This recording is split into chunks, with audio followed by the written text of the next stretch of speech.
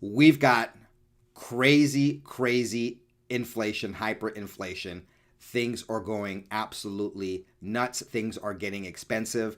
And wait till I show you or tell you and report to you some of these numbers. You're probably feeling it a little bit and maybe not realizing how bad it is and how bad it's going to get. We've got Biden, the former vice president, making insanely dumb or perhaps anti American, anti middle class, and poor policy decisions coming from the White House, while we've got President Trump emboldened as of late, or he's always been bold, but extra coming out against the deep state. We're getting Trump. This is like the Trump from a few years ago. I'll get into that. And then I'm going to show you how the hackers and the other people going after us are super emboldened by the weak regime. And then I'll discuss with you that perhaps it's not exactly what we're being told. It could be something internal. So let's get into it. By the way, if you like this episode, please give it a big fat thumbs up. Your liking our videos has helped us tremendously in the last week or so with the YouTube algorithm. And if you're not subscribed, please subscribe. We are still very much on the naughty list of this platform. 96% of our videos are only seen by our subscribers, which means we're not being promoted outside our subscriber base, and most subscribers aren't even getting notified. The numbers they report show that. So we appreciate you being persistent. All right, folks, let's get into this. The first thing I want to talk about is, this out of Zero Hedge this morning, this is the headline. Core consumer prices surge at fastest rate since 1992. But when we crunch the numbers, it's actually one of the worst in like 40 years. I'll get to that in a second. All right, so China is doing price control. They are a socialist country. Socialism means that the government controls all aspects of production. That's why every company in China is at least partly owned or controlled by the Chinese Communist Party. And things are going crazy. Some were wondering why this is going on in China. It seemed a little premature. For those that don't follow economics, don't worry about it.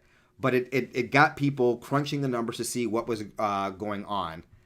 And this is what's going on. Inflation is accelerating bigly in a huge manner. The consumer price index, essentially what things cost for the average consumer, is 5%. And they were hoping that it would be about 4.7%. So it's worse than they wanted. This is year over year. So comparing ourselves to this time last year. That is the highest level of inflation since August 2008, when things were doing horribly under George W. And then they got continued to do horrible under Obama. Because if you haven't figured it out yet, Obama and George W. Bush had many of the same similar policies. Failed policies for you, for me, for average Americans, but great for the robber barons, also known as the international bankers and the bankers here in America. Now, let's talk about the big thing. The big thing, obviously, one of the major drivers of the increase in costs is the energy sector, because the first thing that the former vice president did was kill the Keystone XL pipeline. There are now 20 states, I believe, suing the administration over this. But that's not all. If you look at what I'm looking at, and this is from the U.S. Bureau of Labor Statistics. I'm discussing this, folks, so when your friends and family and neighbors, I know this is not super exciting. I'm only going to spend another moment on this. But your friends, family, and go, oh, yeah, mean tweets. Trump and his mean tweets. Yeah, energy up almost 30%. This is a 12-month percentage change of the consumer price index in May 2021, not seasonally adjusted by the U.S. Bureau of Labor Statistics. Almost 30% increase in energy costs. food up. I think most of us like to eat. I mean, that's a small thing. I know it's a small addiction that humans have, that we must consume at mass quantities. I don't know, to live. It's up there with water and air. And then all items are up. And then even if you took out energy and food, which are some of the big driver factors, it's still up. So this is not as bad as it's been since 1992. We have to go back 10 years previously. Zero Hedge is reporting that the prices of goods, as reported by Bloomberg, shows that prices are up almost 7%, about 6.5% year over year. That's the highest since 1982. 1982, when Reagan was still dealing with the horrible policies of the previous administration. In other words, your dollar is worth a lot less. And as I discussed in a previous episode, they're hiding this with what they call shrinkflation, where you're buying something, let's say, in the same size box, but you're getting half of what you used to get. So they're hiding it, and a lot of people aren't feeling it, or they're feeling it, but they're not realizing it because they're being fooled. That's what marketers do. They soften the blow, and they don't want you to stop buying stuff. So instead of making it more expensive, they just give you less for the same amount of money. Crazy stuff. Oh, not really. That's how failed policies work. And what do you do when you have good policy and you're a bad leader, a bad administration? For many reasons. One of them could be that perhaps you shouldn't even be there. This is absolutely crazy. The White House gave the former vice president the green light to move forward with removing the Trump-era healthcare policy designed to bring down the price of insulin. So the administration that lied and said that they were for the working class and the everyday man is once again making sure that money can be made by Big Pharma. The former vice president's bid to retract the rule was approved on Monday, as reported by Politico, with the expectation that the Department of Health and Human Services could publish the retraction within the coming days. The measure, signed off under the previous administration in December, aimed to require some 340B community health centers to deliver savings to low-income patients for insulin and the epinephrine in a bid to bring down unaffordable prices. Spokespeople for the White House and Department of Health and Human Services did not return Fox Business's request for comment. The rule was scheduled to go into effect in January, but was frozen at that time. So, you have to ask yourself, why did this Biden administration of the former vice president, and really just a third term of the president number 44, why would they choose to end this program that helped low-income Americans get insulin at a lower price, helped them with diabetes? Now, there are some folks out there, I'm just going to throw it out there. I'm not saying that I believe in this, but I may. This would be a really good way to thin the herd. We've got this other virus going around that's kind of targeted at people that are, infirmed and older and have cardiovascular issues, people that would pass away or meet an early demise due to a common flu. Well, they also were taken out by the flu that came from the Wu. And now we have the former vice president administration canceling a program that was targeted specifically to help low-income people be able to deal with diabetes and live. But this apparently isn't important. Not only is it it's important for them to fight against it. So there's a lot of reasons. Are they trying to help Big Pharma? And are they trying to thin the herd? Or perhaps, just perhaps, it's both. Give me your thoughts down below. But that's what President Trump did his first term. He fought back against Big Pharma, the deep state, and that's why they try to take him out. Literally, they try to take him out. There's been lots of threats and attempts, most of which have not been reported to us. And when that didn't work, Joey let us know that there was some sort of well-organized plan to get Trump out of office. And here we are. But this is not the first nor the last time that they're going to go after this man. He is such a threat, they're still going after him. This is what President Trump said yesterday in a statement. He said, quote, "Now that I have been totally exonerated on the Mueller witch hunt with a charge of no collusion, I have often wondered if a fake investigation is illegally started based on information provided and paid for by the DNC and the Clinton campaign, shouldn't it be held accountable? Not to mention wasting tens of millions of taxpayer dollars and interfering with years of presidential administration. I fought the made-up hoax strongly and effectively, and I won. Then they fabricated, excusez-moi, then they fabricated out of thin air the fake allegation that I obstructed justice, and I won that too. Think of it. How can you obstruct justice when you are fighting a false and illegally submitted narrative?" Folks, I know some of you do not like when I disagree with President Trump. He's not infallible. He's not perfect. And if you agree with someone like 90% of the time or more, you're pretty much a partner of that person. And I got some, from a recent video here, I got some people down in the comment section going, "I'm leaving this channel because you're speaking bad about President Trump." Folks, look, let me put this in perspective just in case you're new around here. I don't say that with any disrespect. When some of you were still unsure of President Trump, I volunteered for the campaign in 2016. I was making videos on Instagram and here on YouTube telling people that Trump was going to be the victor in 2016. I was making phone calls to get Republican voters out to vote for him in Florida and in Nevada. Trying to convince people, hey, look, if you're Republican, vote for him. I have been a staunch reporter of our duly elected and beloved for 5-6 years now.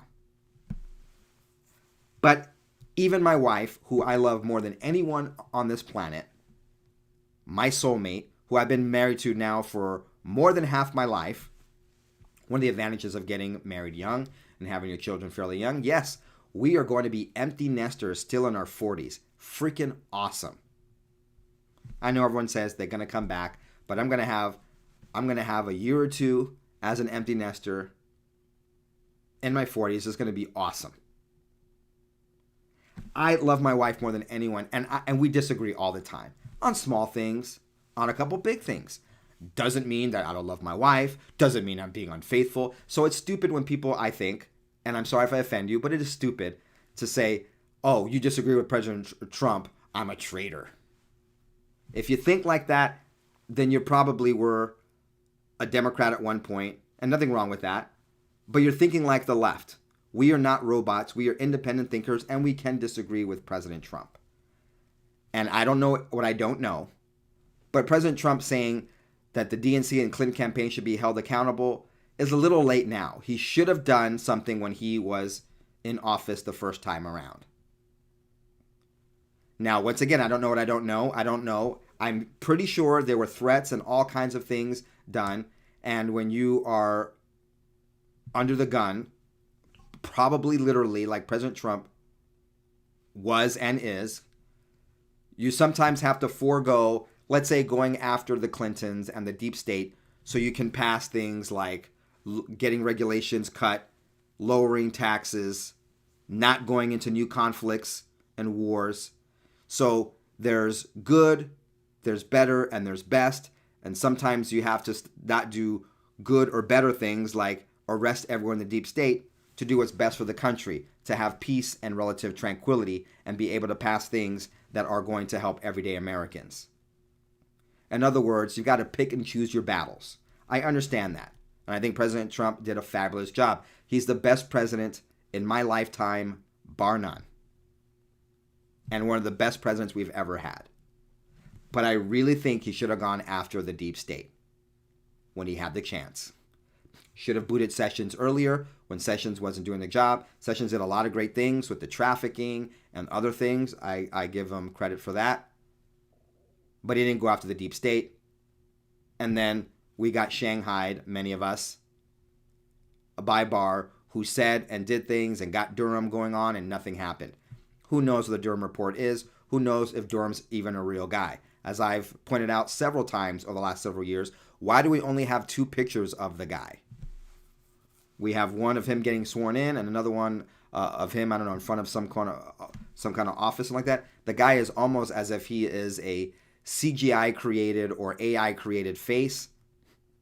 I'm not saying that he is, but it is a little fishy. And still nothing.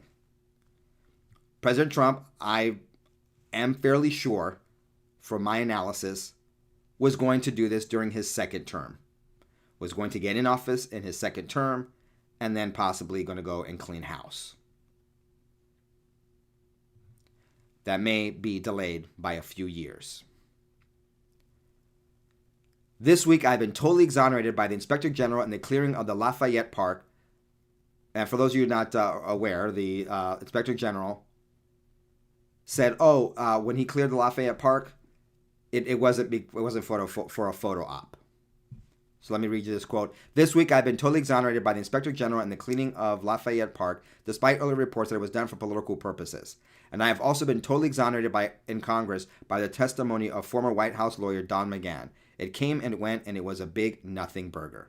But fear not, the radical left, country-destroying illegal witch hunts continue, and I will win those too. And that's how Trump concluded. And of course, talking about Cy Vance and all the things going on, trying to find a crime of which to pin on President Trump coming out of New York. Years later, still nothing. He's got to be one of the squeakiest clean business persons ever, because he has the full weight of not just New York, but the deep state and their allies throughout the world going after him, and they've got nothing to stick.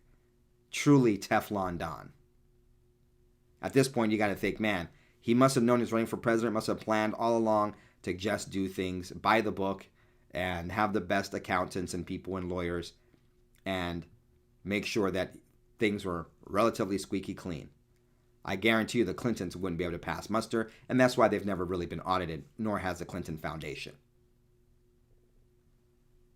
President Trump saying here, shouldn't the DNC and the Clinton campaign be held accountable? Yes, they should have been accountable, and they should have happened under a Trump administration. And it didn't. And now nothing's going to happen. In fact, they're emboldened to continue their witch hunts.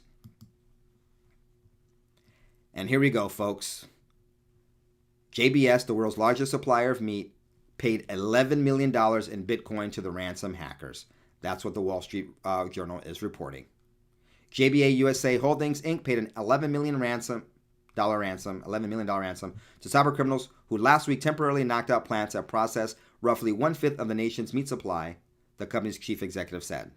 The ransom payment in Bitcoin was made to shield GPS meat plants from further disruption and to limit the potential impacts on restaurants, grocery stores, and farmers that rely on GBS, said Andre Nogueira, chief executive of Brazilian meat company JBS's U.S. division. Quote, it was very painful to pay the criminals, but we did the right thing for our customers. Could these criminals be, I'm just throwing it out there, folks, could these criminals be members of the IC? Could these criminals be members of their IC, the intelligence community? Folks, I hope you know that the CIA sold drugs, crack cocaine, and street drugs to fund illegal activity internationally.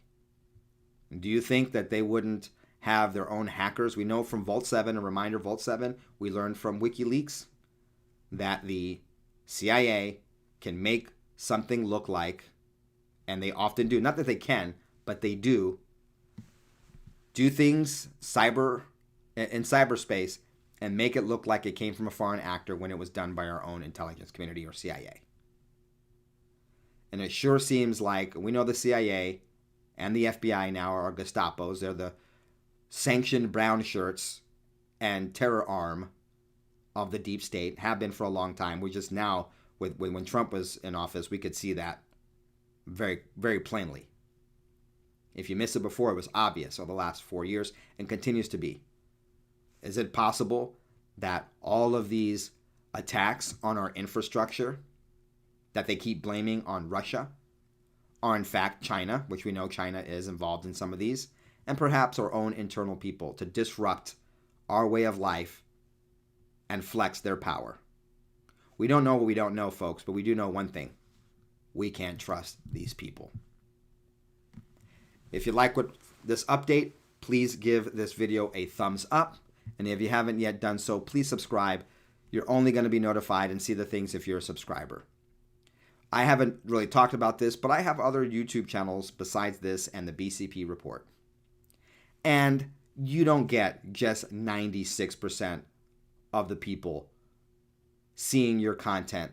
Only 96% of the people seeing your content are only your subscribers. Not when you have over 600,000 subscribers. Those numbers don't make sense unless, of course, oh yeah, your voice is being suppressed and you're being banned of the shadow variety. Don't forget to check out our second channel, the BCP Report. The link is in the description below. And our new daily show, which is off this platform at bcpextras.com, where we report on, analyze, and show you all the news that you want to know that is not allowed on this platform. If you're thinking, man, I wish BCP would cover this topic or that topic, I am. If you want to see that, go to bcpextras.com. Until the next episode, ciao, goodbye, and God bless. Please receive a big hug. And folks, do not be discouraged. We will prevail. We will prevail. We've got to fight. We've always had a fight. And the fight is a good fight and worth fighting. Until the next one, receive a big hug from all of us.